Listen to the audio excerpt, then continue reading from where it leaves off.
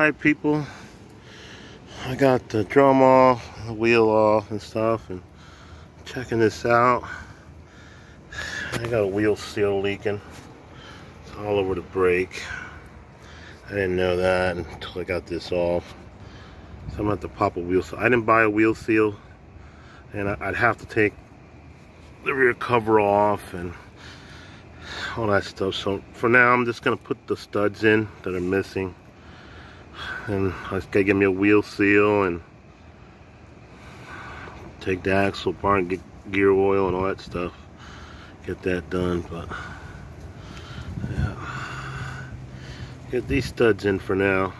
Alright, so it's pretty simple. You take the new stud, push it in, and then I'm gonna take one of those old lug nuts that I got and then tighten it up to seat it all the way into the knurl right there. So get that done. Okay, slid in the new stud, and then I got a nut that's bigger than the stud, and I'll put this washer on too. And then what I do is take the old one, tighten it up, and it'll seat it right down. Alright, one down, another one to go. Yeah, slide it in. Where'd the washer go? Alright, I'm gonna get this one done. Alright, so I got my old school 4-way on it. But you see what I did there, and then I don't know if you can see the end of it there. It's a little blurry. Yeah, there it is. Just keep turning it up till that hits flush right there. I got some brake clean, so I'm gonna clean up the shoes for now. Alright, so this is how the wheels look right now. Really oxidized and stuff like that. But decided to get my buffer wheel out, my old drill. A little bit of Mother's. You know. Like I said on the other one, some Mother aluminum mag polish. Go over it, you'll see it turns all black. I've done this before with you guys. And I'm gonna wipe it off and you'll see how it looks after. Okay people, since we're underneath here, I just want to check the gear ratio real quick on the rear end. And you can Google it, it tells you to check it while it's still together. It gives you approximate.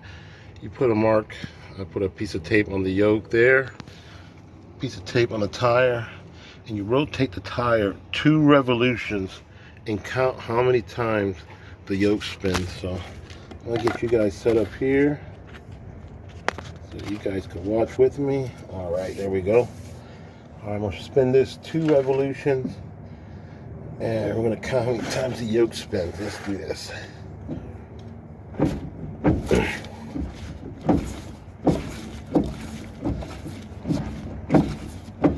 That's 1. 1 tire, 2 yokes.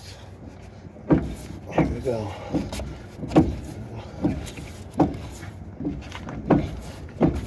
3 yokes. Alright, right there.